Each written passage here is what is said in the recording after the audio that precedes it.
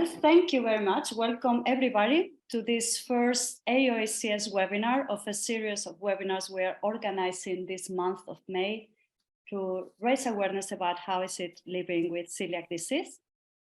Today we count with an excellent panel of experts and speakers that will help us to understand and reflect on how is it inflation affecting people depending on gluten-free food. The way we have organized this webinar is we will dedicate 30 minutes presentation in total, so 10 minutes per speaker, and then we will open the floor to questions and answers to you. So please don't hesitate to use the chat to really phrase your questions that we will open for a debate, lively and interactive debate afterwards. But before giving the floor to the panelists, please allow me a few words about celiac disease and who we are. So very short, celiac disease is an autoimmune disease caused by the ingestion of food containing gluten, which is a type of protein that one can find in a few cereals, wheat, barley, and rye. Celiac disease may affect around 1.3% of the population, and if remain undiagnosed, it can result on symptoms that range from minor discomfort, but also life-threatening conditions like severe anemia. That's why at AOACS and our members really advocate for early diagnosis as much as possible. Today, the only known effective treatment is a strict, and I emphasize the word strict, and lifelong gluten-free diet. So for celiacs, gluten-free diet is not an option, it's not a luxury, but it's really the only effective treatment they have. And who are we? So the Association of European Celiac Societies, AOACS, is a non-for-profit umbrella organization that is composed by national celiac societies in Europe, but also beyond, because we also have affiliate members beyond Europe. And together with our members, we represent the voice of celiac patients and their relatives in over 40 countries. We promote strategic partnerships to raise awareness on celiac disease and encourage research for improving the life of celiacs, early diagnosed, better access to gluten-free food, and of course, the cure of this disease. The AOACS owns the AOACS standard for pre-packed food products and the cross-grain license system, which is managed by the respective national celiac societies in their countries.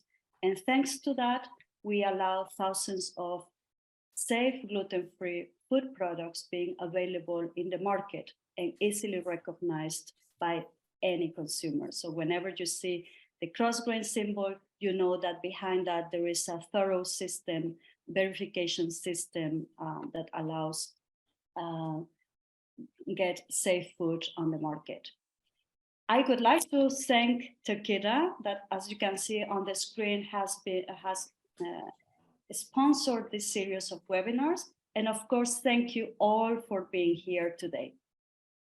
Please notice that by participating in this webinar, you agree that we will record it, as you probably heard at the beginning, and we will post it in our YouTube channel for public access. So I hope this sentence doesn't mean that you are leaving now, that you actually stayed with us, because it's going to be a very interesting discussion with our speakers. Again, please don't hesitate to keep yourself mute so we don't have background noises, and also share your questions, your doubts, everything that you want to know from our speakers in the chat, so we can open the floor for discussions afterwards. And now, I think without further delay, I would like to give the floor to our first speaker, Floris van Overveld, and who is the Managing Director of the Dutch Celiac Association, to present how the cost of gluten-free food is perceived in the Netherlands, and what are you doing to tackle this issue? Floris, the floor is yours. Thank you, Veronica. And I'd like to start with a story that we were told by one of our members. She was at the supermarket at one of those self-scanning cashiers you might know. And then once in a while you get a random check by a supermarket employee, whether you're honest. And the supermarket employee, she checked the groceries and she saw, hey, you only have bread. And I see you have to pay 28 euros. How is it possible? The only answer was, well, one of these breads, each bread costs 7 euros. So the supermarket employee was quite astonished. She didn't know that the bread she was selling as a supermarket, gluten-free bread obviously is 7 euros a bread, but it shows how expensive the cost of gluten-free living is, especially when you have kids like teenagers, because I very well remember when I was a teenager, I ate one bread a day. So this is really an issue for people with celiac disease, and that's why it's on our agenda. The next slide, please, Veronica. So a couple of years ago, we made a policy plan, which you see depicted here, because we call it our 5 gluten-free dreams. My apologies, it's a Dutch policy plan, but we have 5 gluten-free dreams, and I take you to the 4th. And the 4th dream says gluten-free food is safe, reliable, and affordable. So we do a number of things there, but let's focus on the affordable part. Next slide, please. And how affordable or unaffordable is the gluten-free diet? Well, in the Netherlands, we have an institution which is called the NIBUD. It's, if you translate it, it's the budget institution. They calculate the cost of living, help people who don't have much budget. And they made a rather detailed and official calculation of the average extra cost of a gluten-free diet. So they looked at what does an average people eat, or what should they eat if they have a healthy diet. They looked at the division of fresh products which are naturally gluten-free versus products that were made gluten-free in a normal diet. And their calculation, and I must admit that's from 2 years ago, is 950 euros extra cost on average a year for people who eat gluten-free. Obviously, if they would make the calculation now, it will be, my estimate is almost 100 euros higher. They made that calculation because on that calculation, we have a tax deduction based. So in the Netherlands, if you have celiac disease or other medical dietary needs, you can get a tax deduction. I say, well, you may get a tax deduction because for most people, this deduction is not relevant or feasible because you have to have health-related costs, but you can only deduct them if you reach a certain threshold of those costs. And most people, and I'm talking about almost everybody who earns 1.3 times the minimal wage in the Netherlands, they don't reach that threshold if they don't have any other medical issues. So there is a tax deduction, but it's, yeah, well, it doesn't help most of the people. So that's why we look, hey, can we get another way of compensating the extra costs. So we had this on the agenda for a while. Next slide, please. And due to the inflation, this issue gets very, very urgent for us and especially for our members. So my apologies for this picture. It's a picture of myself, but just before Christmas, we were contacted by a Dutch broadcasting company that did a news item on the increased costs of gluten-free food, and that was a great opportunity for us to raise the awareness on this issue. And we have numbers that in the Netherlands, the price of gluten-free bread has increased on average 25% over the past year. And that's the average because we have examples of plus 40% and other examples that's plus 50%, but it's an average increase of 25% in the past year only.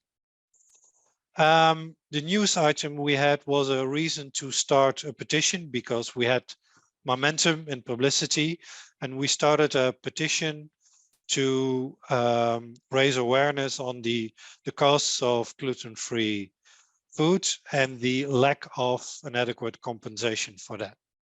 So next slide, please. That petition had 23,000 signatures.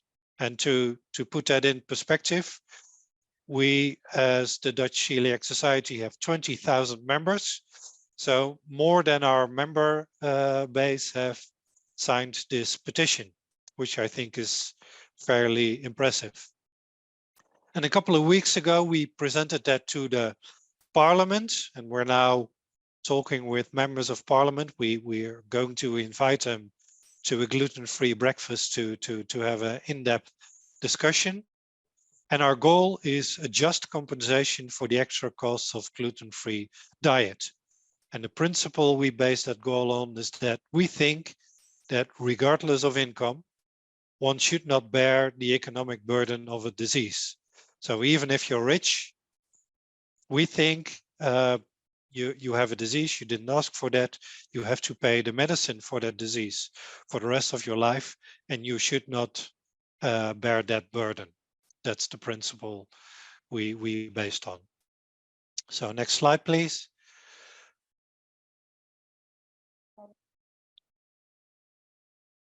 So a just compensation, there are several options.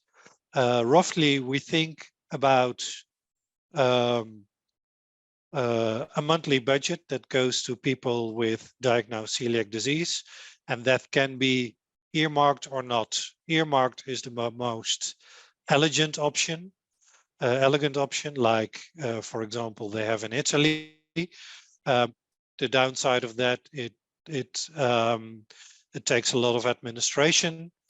Governments not always want that. So a non-earmarked monthly budget that goes to people with diagnosed celiac disease would also be a very good option. Another option is to look at the tax compensation we already have, but make that way better so that people actually benefit from it instead of the current situation. And I also put here, because that could also be a model, is a lower VAT percentage or a zero VAT percentage on diet products.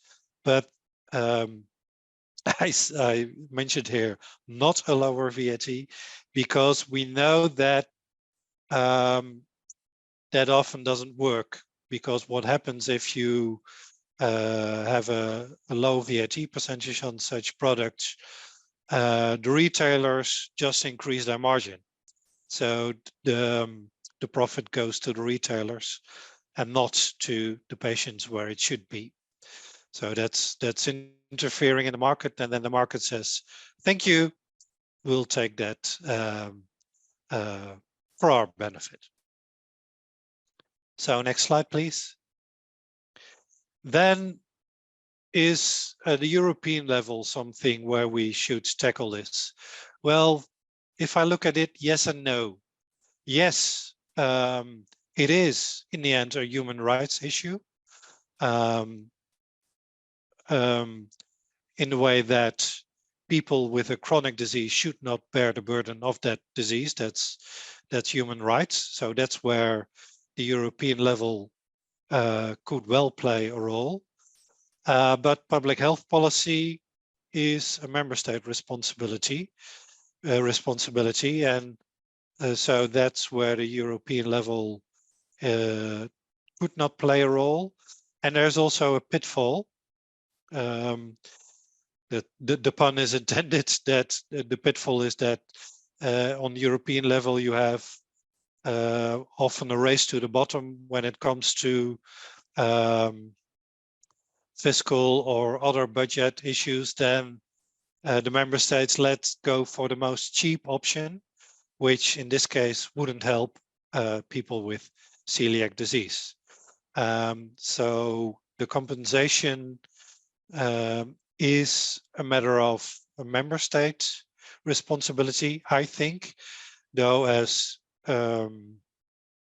European celiac societies, we could collaborate to share our experiences and the model of compensation to lobby at a national level.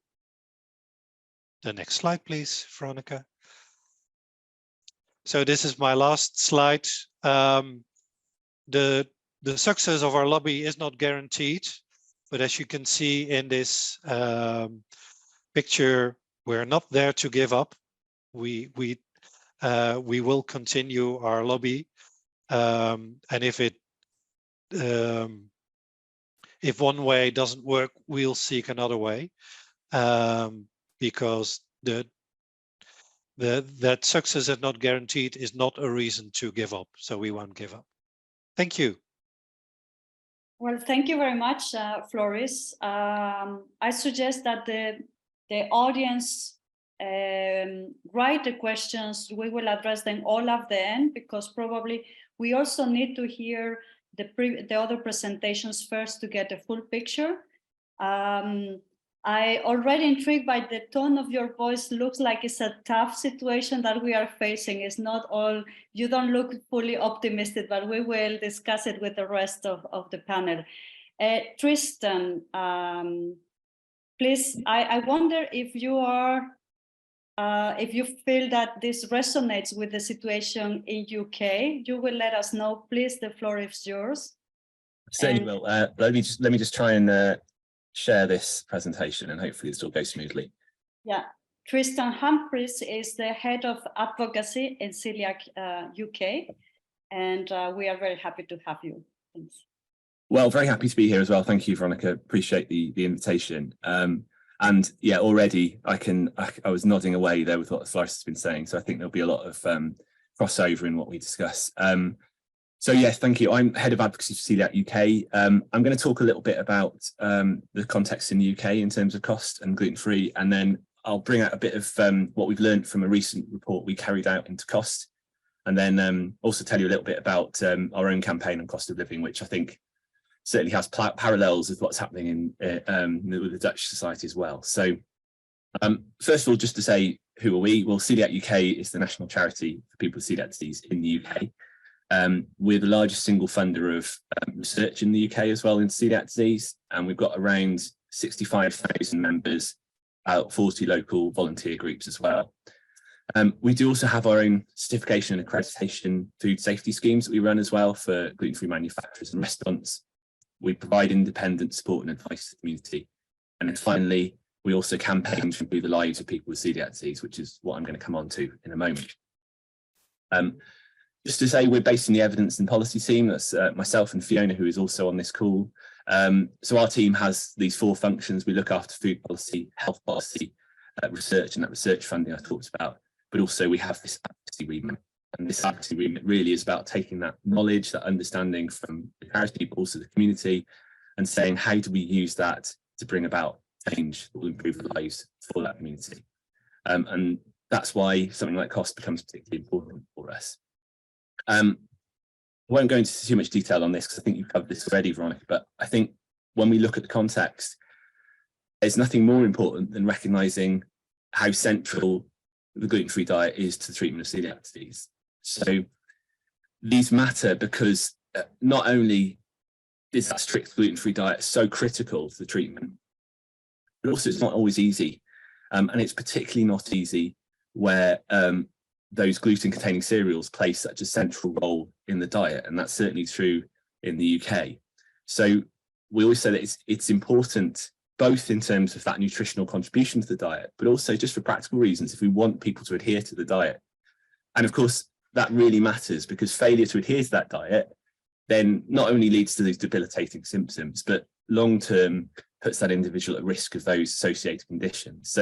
So any barriers to adhering to that obviously matter to the community, and as a result matter to us as well. So we have to be concerned about any barriers to that adherence. And we know that there are some fairly obvious barriers that have been brought up many, many times by the community and all of us see every day. Cost. We know from the work of people like Frank and lots of other fantastic researchers going on today that products cost significantly more.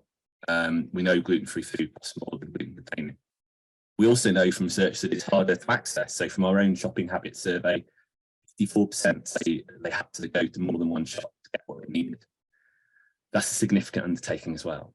And availability as well. Again, good research that shows that it's harder to access, to get that availability in more rural areas, more deprived areas. So again, it's disproportionately impacting on the most vulnerable. So these are all challenges in the best of times. But as I'm sure we'll all be aware, these aren't the best of times. We're going through a really challenging cost of living crisis. To put that in context in the UK, and I'm sure much of this will apply across for those that are joining us today, but we have really high levels of inflation. We've got spiraling energy costs, and as a result, we have a large number of people that are really struggling. Then you've got to add in for our community that additional burden. And what we're arguing at the moment is that there's a significant impact on that community at the moment. It's even harder for that community for that reason. Now, in the UK, we've historically had a response to that additional burden for people with celiac disease. And our response was to say, we will give you access to gluten-free staple products if you have a diagnosis of celiac disease in the same way we would another medicine, through gluten-free prescribing. And this would be done through your local clinician, your GP, write your prescription, you take it to the pharmacy and you access your gluten-free staple products. However, that has changed somewhat in recent years. The important context here is in the UK, health policy has devolved. So decisions are made within the constituent nations of the UK. So in England, it will be decided in the Westminster Parliament.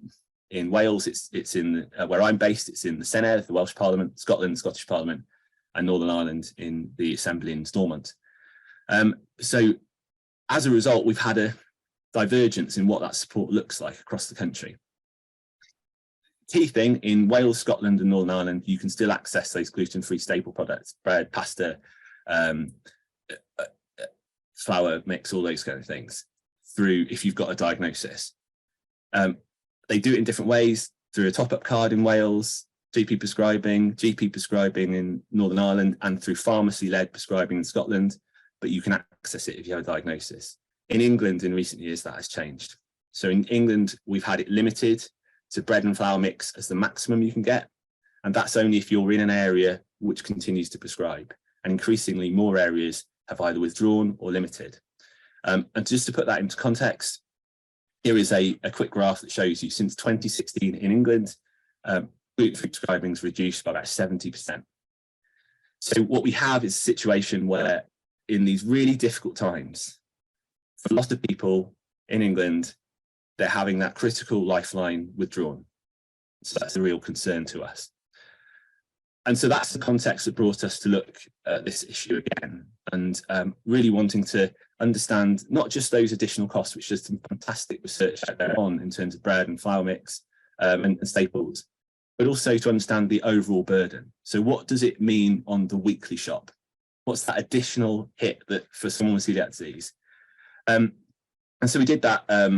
Fiona particularly led on this, who's on this call, our evidence policy advisor, collecting the prices of products going from March 2022 through to December 2022 looking at those gluten-free bread and key staple products. We also used some historical data as well.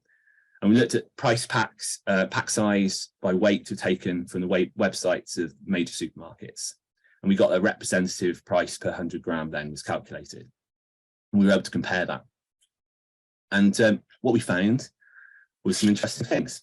And the full report, by the way, anyone that would like to read this is available from our website. I can share that around.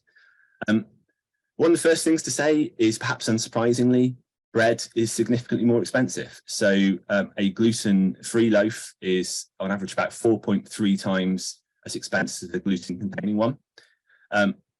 If you looked at that over the course of the year based on bread consumption, you're looking at a difference of £171 compared to £41, so significant additional cost. And then interestingly, if you look at the cheapest loaf, so the budget loaf, you compare the cheapest gluten-free loaf with the cheapest gluten-containing loaf, well, it's even more expensive. It's 7.2 times expensive. So again, it's disproportionately hitting the poorest people. Gluten-free staples, more than 2 times expensive. And then when we come to look at this question of the wider basket, what does that look like? Well, we used a minimum income standard basket that's been developed by Loughborough University. And that gives you a kind of socially acceptable, nutritionally adequate basket. We do that, and it shows up to 20% more expensive for people with celiac disease. And indeed, if you look at that then in terms of the annual cost for, say, an adult male, that adult annual male basket is 14.7% more expensive on average. And for the female basket, 10.1% more on average. So these are really significant additional costs that we're asking people to take on during a really challenging time. So what are we going to do about it? Well, much like Floris laid out, this is a real concern to us, and from an advocacy perspective. What we want to do is we want to secure access to affordable gluten-free food for all those with celiac disease. And so we've launched a cost of living campaign. There are 2 phases to this. The first phase is looking at that immediate challenge we have for those people that have had support withdrawn. How do we make sure we get that back in place so they have that lifetime? Longer term, how do we engage with retailers, particularly the food industry more widely, to make sure everyone with celiac disease can access that in the shops? So we have to do that in 2 ways. We've launched this initial campaign focusing on prescribing. And that's really helpful that we've got that new evidence base we can point to now in that report and been share that with policymakers. We've got campaign activities, we've got campaign template letters, online pledge. We're lobbying commissioners and policymakers on the importance of gluten-free prescribing, raising awareness in the media. And as the year goes on now, we'll be using further evidence that we're developing in access and availability with our community to add to that ask and to work with retailers to develop a new offer. And I think the important point is here, we're looking to really work with them so we can develop something that delivers for the community, but also crucially is deliverable by retail as well, which has been one of the challenges we've had in the past, is how do you get something that works for all those different stores in the varied ways that they operate. So last couple of slides. Firstly, just to say what's happened so far. We launched this in March. We've had a really positive response to the report so far. These figures might be a little bit out of date now, because it's a week old, I think, but we've had over 4,000 people have pledged their support to our online campaign, had 352 write to their commissioners. These are areas that have been withdrawn, and we've had some really positive discussions with some of those commissioners so far. So I hope perhaps next time we'll talk, I can share some really good news about a couple of those, which is I can't talk about just yet, but fingers crossed we'll have some positive news. We've had over 800 people write to their local MPs. And interestingly, this is now feeding through into Parliament. So we've had several MPs that are writing questions to government. We've also had it raised in debate by a shadow minister in the House as well. And it's starting to be picked up as well in the media. So a really positive start, I think, but a long way to go. I won't go through all this, don't worry. But just to say this is part of a longer period throughout the whole year. Ultimately, all of this is about one thing, removing those barriers and making sure that we're able to deliver on our vision, which is no life limited by gluten. So I'll bring it to a close there. Thank you very much for listening. Thank you, Tristan. Very interesting presentation as well. And indeed, there were a lot of things that could correlate with Flori's presentation, but at the same time, I have the impression you look more optimistic. So we will discuss about it, what is behind that. Frank Friskop, I've been trying to pronounce properly your name. I hope you don't get deceived. I give you the floor. You work for the Harper Adams University and you have done a great comparison of gluten-free food, the cost of gluten-free food. Please, the floor is yours. Okay, thank you. Okay, I take it you can see my screen at the moment. Yes. Okay, so yes, thanks for the introduction. So my name is Frank Frieskop. I am at Harper Adams University in the UK, and I'll echo some of the similar arguments and sentiments that Floris and Tristan have already said, and so I might actually repeat a few things. So I'm going to talk about the research that we've done over the last 8 or so years, and we have initially focused on the cost, well, actually more than that. Looked at the availability, the quality, and the cost of gluten-free foods in the UK. But in the last couple of years, we have expanded that to actually go almost global with that. So I'm going to see whether I can get to the next screen and see whether anything is happening now. Oops, I probably went one too far. There you go. So, in the research that we're doing at Harper Adams University, we do quite a bit of work all over the world. And I'm going to give you some of the more European-based data. And I'm going to then, in the end, look a little bit more on the UK-based data that we have. On the map that you can see, and I'm painfully aware that the screens might actually, now if you see me on your screen, that overlaps a little bit with the right-hand side of the slide. In Europe, any country that you see in blue, we have a substantial amount of data collected already. If it's in yellow, because also in North Africa, we are still actively collecting data. And we have just recently finished a 2-stage bit of work in Ukraine, and we are frantically writing that up at the moment to sort of disseminate our findings of gluten-free foods in Ukraine as in a conflict zone. So we are in many different countries. Apart from Europe, we've also done the similar work in Australia and New Zealand. We have finished that completely. And we're in the process of also disseminating that research at the moment. So my colleagues in Australia are writing that up. We've done quite a bit of work in China, which is a really interesting country to look at gluten-free, because it's celiac disease is not actually recognized medically. Well, it's medically recognized, but from a government point of view, it's not on the radar, and it means that there is no real recognition or great knowledge base within the medical profession about celiac disease, and it makes it extremely difficult to purchase gluten-free foods in that country. However, so this is the work that we are busy with at the moment. I'm going to actually present a big set of our data to you. So it might actually look a little bit boring, but I'm trying to actually show what people are thinking about the availability of gluten-free foods. That's what I'm starting off with. So on one of the, in our studies, we have a standard approach to doing our research, and it's just been translated in many different languages. We asked people whether they were pleased with the range of gluten-free products that are available in the supermarket. And if you just look at this bit, and this is most typically sort of European, you see a number there. So in Finland, it says 3.51, and then in brackets, the standard deviation of that number across the entire population that we looked at in that country. So 3.51, it's a score out of from 1 to 5, from being very disappointed to very happy with very satisfied or very dissatisfied with the whole system. So if the score is close to 5, away from 3, the people are quite happy, reasonably happy overall with what is available in the supermarket. It might not actually mean that they are like the quality, but that is what they say, well, there is a lot and I'm quite happy with it. If it is away from 3 towards 1, that means that they're quite unhappy with the range of products, gluten-free products that are available.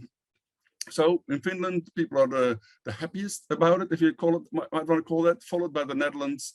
In the UK, it slides under the 3, and all the way down to in Turkey, people are not overly happy with the range of gluten-free products. So this is sort of a bit of an overview. We then also asked whether they, and Tristan sort of mentioned that, how often they have to go to different stores. And you can see here that most people say that they have to go to different stores, and almost the less pleased people are with the range of supermarket of gluten-free products in supermarket. They tend to also have to go to multiple stores. In one of the studies, actually in Ukraine, for instance, we actually also polled whether people actually had to travel through a different city or even a different country to get their products. But in these we didn't. In these countries we didn't. So this is a little bit about the satisfaction, about the availability of gluten-free foods, and we're not even touching upon the pricing yet, and I'll come on to that in a minute. We then also ask people about the satisfaction with the quality of gluten-free foods, and the difference is similar, if you like.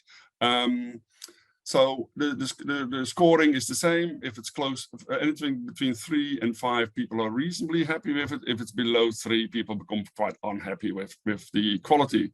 So in Finland and the Netherlands, people are reasonably happy, in the UK as well, and Ireland. And then it starts to slide down a bit. And we also asked the question whether people might think that the quality of gluten-free product is as good as the gluten-containing alternatives.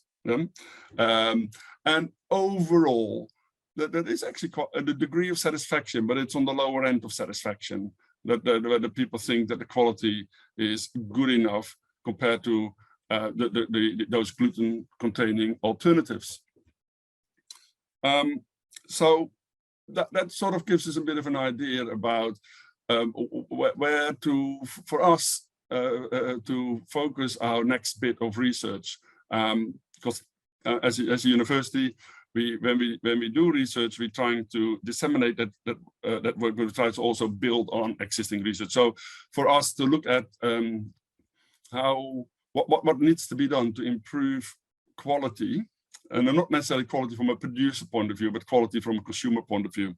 And we have collected actually a lot of data where people actually voiced their complaints when they said they weren't overly happy. And it doesn't matter which country we polled, people didn't hold back in getting in expressing their opinion about the quality of gluten-free foods. It was quite a colorful reading sometimes.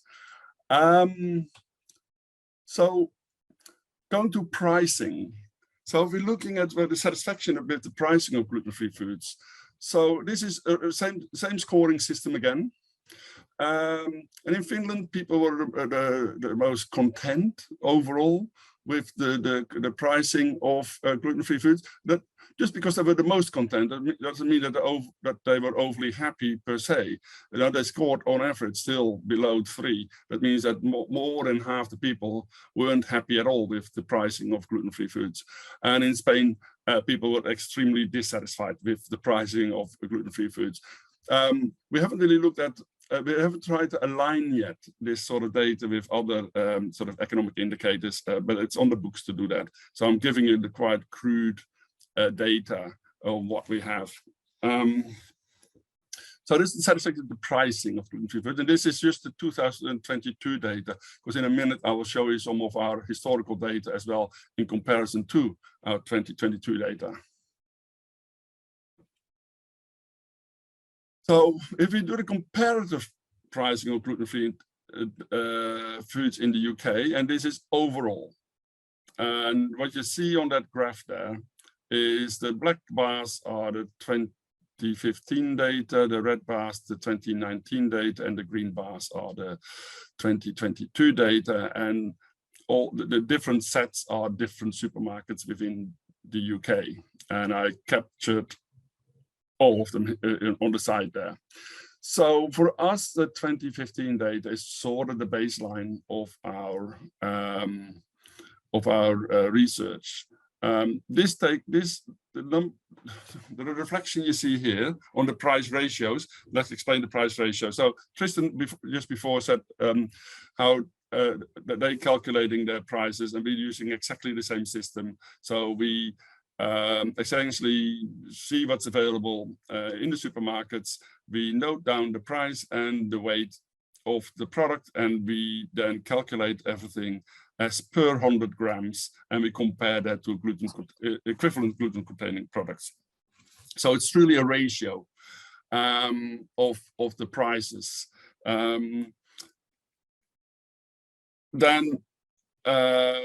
Okay, and then what do we base these numbers on? These aggregate numbers you can see here. In our surveys, we had a very long list of products that could potentially be available as gluten-free foods, and we asked people which of those did they buy frequently, not so frequently, or never, essentially.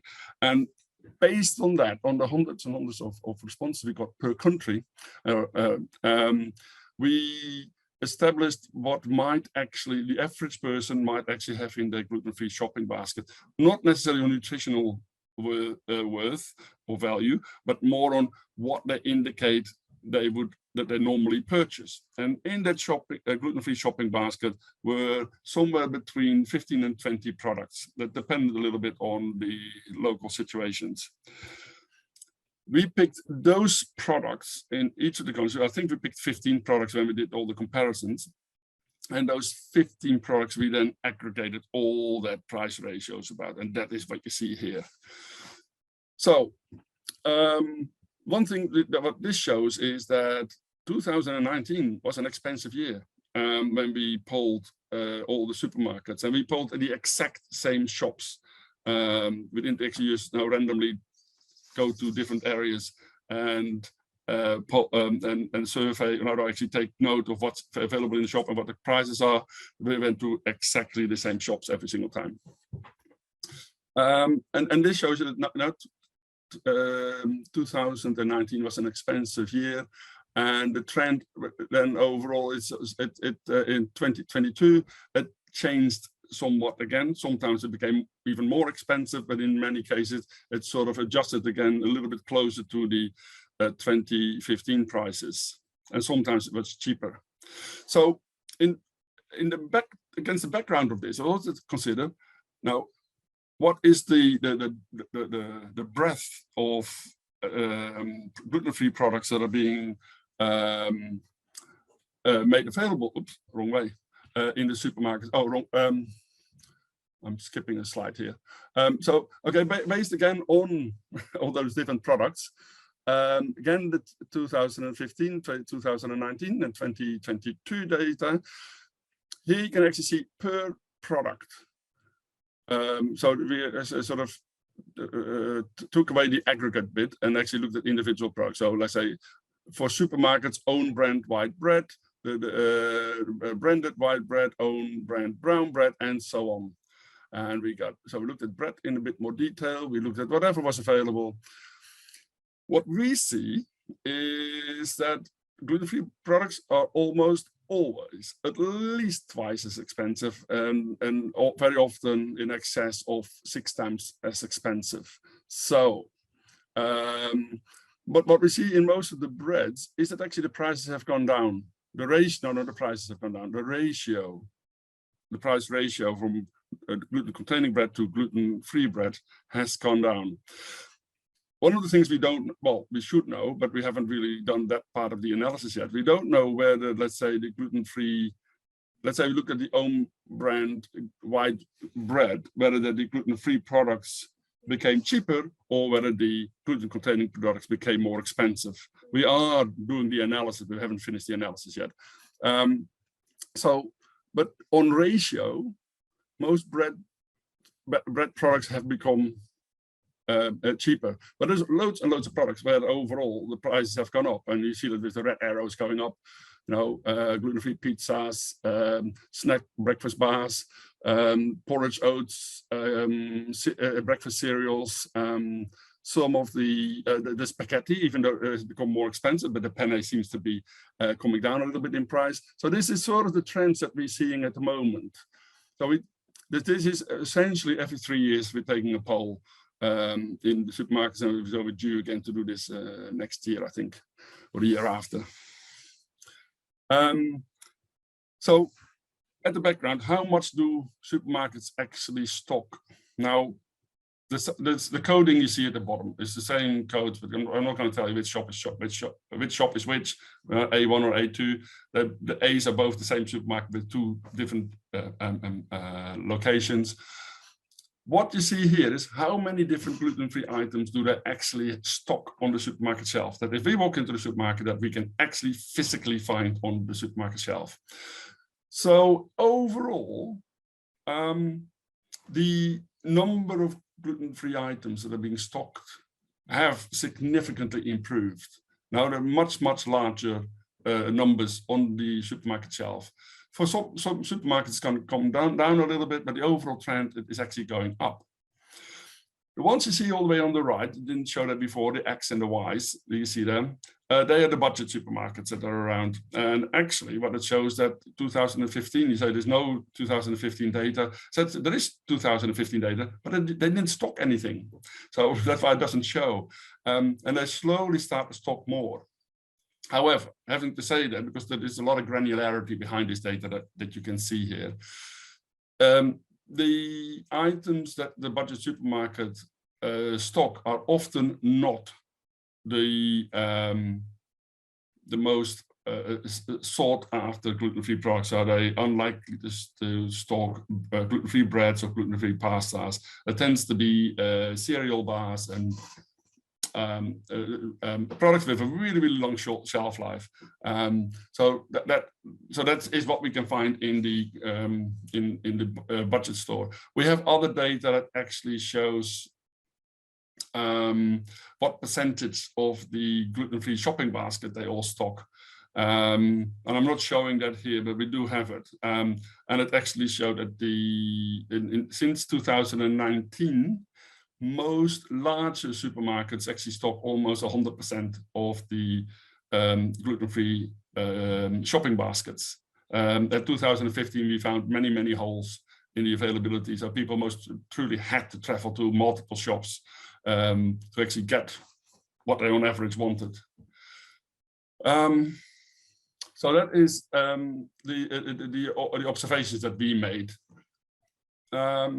There's another set of data coming up. Actually, so that, I've shown you the data now.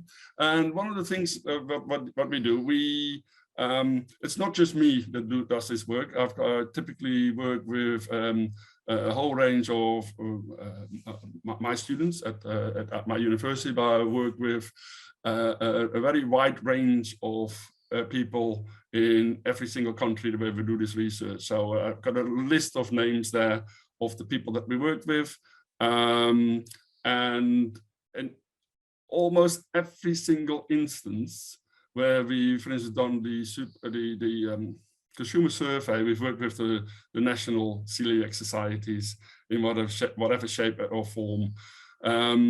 And that means that the list is getting very, very large at the moment. So I've only really listed the people that were involved in the data that I'm sharing here. Otherwise, this list will go on, and we have roughly, I think, 50 collaborators all over the world at the moment where we're doing this research. One of our big problems on this research is, even though we are very, very keen to do this research, is that we have never been able to actually attract any funding to do the work. And that makes the dissemination and the analysis of the data and the dissemination of our results and outcomes and findings very, very tricky. So we aiming to do 1 dissemination a year. I'd love to do it about 3 disseminations a year, because we are sitting on a mountain of data, and we are very, very slowly making our way through that at the moment. But we're still actively collecting data. We're starting new projects. One of the things is that the various people that are involved, they're involved from different reasons. Some of the people we work with are food technologists. Some of them are gastroenterologists, and others are dietitians, and they all have different interests. And we're trying to sort of keep them all, call it happy. So we do research. We're starting sub-projects on other levels as well. But this is the group of people behind the data that I've shown here today. If anyone got any questions, just ask. And then, because this is the end of my presentation, I'll stop sharing now. After now. Thank you very much, Frank. It was a lot of food for thought what you have shown there. I don't know if there are questions from. We have a few minutes still for the audience to ask the panelists. I was very impressed by all the data, but also the differences in price and satisfaction, quality and availability of food. I think that's, I was also echoing what Tristan said about eventually always the most disadvantaged people, for example, living in rural areas, are the ones that suffer the most. I don't know if you have any thoughts, Floris, is it the same in the Netherlands, that there is this inequality also? Slightly, though we have less rural areas than the UK, I guess. Well, at least the rural areas we have are always close to a city, so there's a difference. Yeah. Okay. Yeah. But still, of course, the accessibility will be is less. Yeah.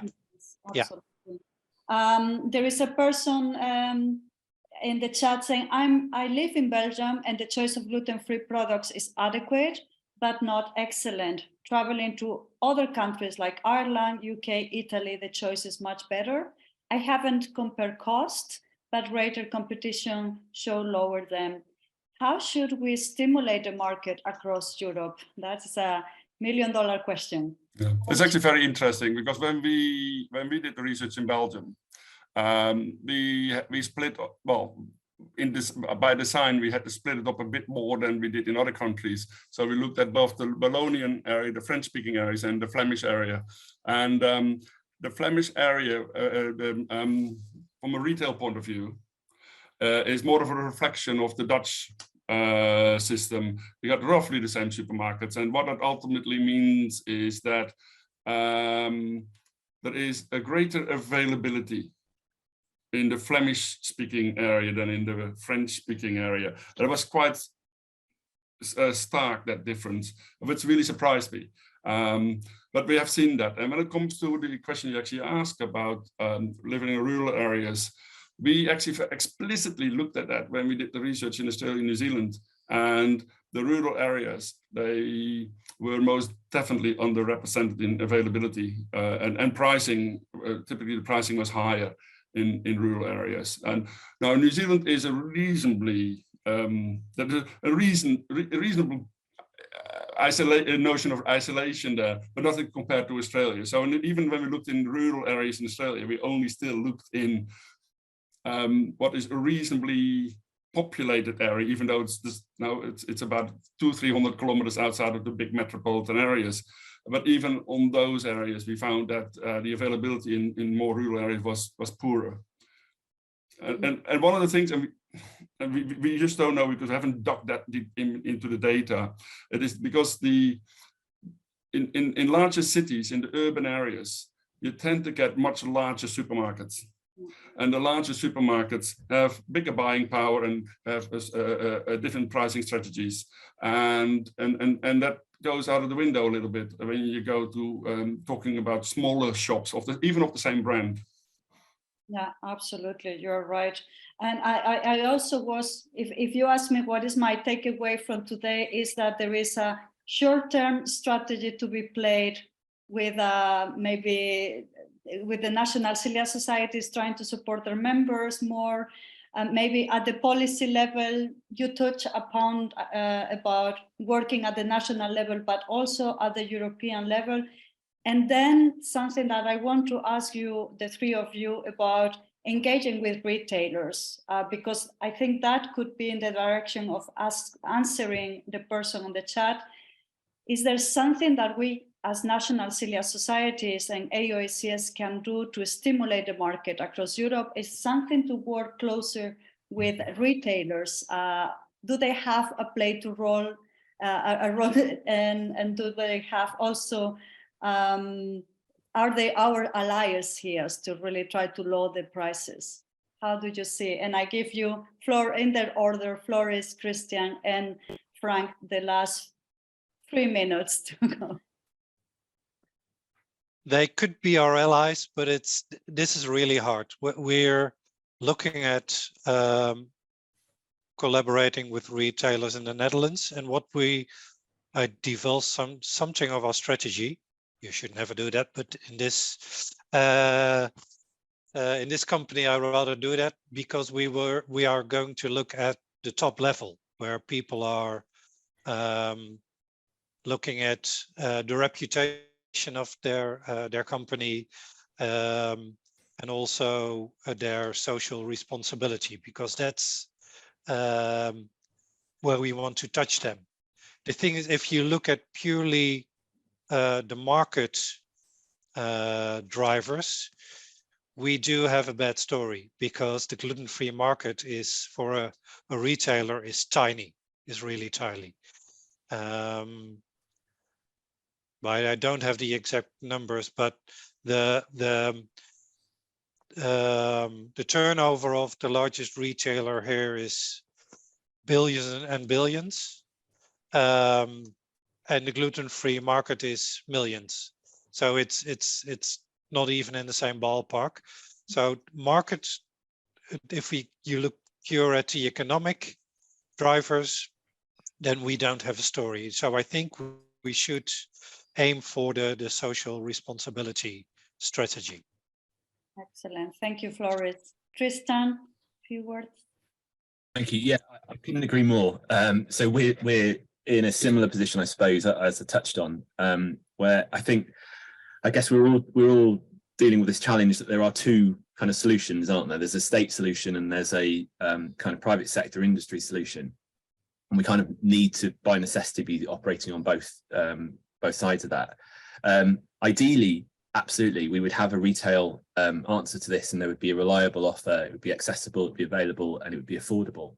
I think, to touch on what Flora said, the challenge we have there is, if we're competing purely on market terms, it's really challenging. And so that's similarly, we are trying to engage on that basis that, look, there is a responsibility they have here in terms of for their consumers, for their customers that really need this. I think the challenge we have, and why retail is going to inevitably become, an industry in general, more important for us, is because, as I say, in those areas where the policy provision has been withdrawn, of course we want to reinstate that, but that is the only game in town then, is to ensure that there is something available in retail. I'd also just mention there are models, as has been used in Wales at the moment, is being rolled out, which are subsidy based. So whether it's subsidy based or a tax rebate or all these schemes, that by necessity requires there to be the options in the shops and them to be affordable. And so if we want those schemes to be sustainable, where the state is putting a more kind of in-kind kind of benefit approach to it, rather than prescribing as it is in some parts of the UK, it's then absolutely necessary that you have a market there to be able to sustain that. So yeah, I completely agree with Forrest. I think we have to kind of persuade and kind of appeal to the better angel, I suppose, of some of those key retailers, which won't be easy, I accept. Thank you, Tristan. 1 minute for Frank to say. Okay, thank you. Look, retailers, they're really important players, because they are the the consumer-facing part of the gluten-free industry. So it's important to get them on board. But it's going to be different in every country. So let's say in the UK, you got let's call it the 4 big retailers. In the Netherlands, really, it's only 2. In other countries, it might actually be about 8 because it's more fragmented. And up to a point, if it's more fragmented, it's going to be a harder sale to actually talk to all those retailers. But if you then look at the duopoly that essentially exists in the Netherlands, they have so much power, the 2 biggest players, that they can completely ignore you if they really wanted to. So I have an interest to talk to the industry itself, the gluten-free producers, because there must be a reason for why they make the gluten-free products. They must see that that is an economic benefit for them to actually produce gluten-free products. So I do talk to some of them, but to some of those producers, they occasionally are very reluctant to talk because for them to actually buy into that market share is expensive. So they're talking about a lot of delicacies, economic delicacies, as in when you talk to companies. But look, the retailers are the consumer-facing part of the gluten-free industry. So it's going to be important to talk to them. Yeah. Thank you, Frank. There is a last, a comment, a long comment on the chat that unfortunately we won't be able to discuss it because I think that will deserve another webinar, which I'm happy to organize for that discussion, which will be what is the the breakdown of the cost production of gluten-free food and how our trademark is an additional expensive that producers need to absorb it, and is that fair for producers? But I think that will take us another 20 minutes to discuss. So really want to thank each of you. First of all, a great applause to the speakers. You've been done great. I think we all get back to our work with a lot more of intelligence and ideas on how we can improve the life of celiacs. And I thank all the participants that were really silent, all mute, but participating and engaging through the chat. And I invite you all to continue participating in the next webinars release. So thank you so much.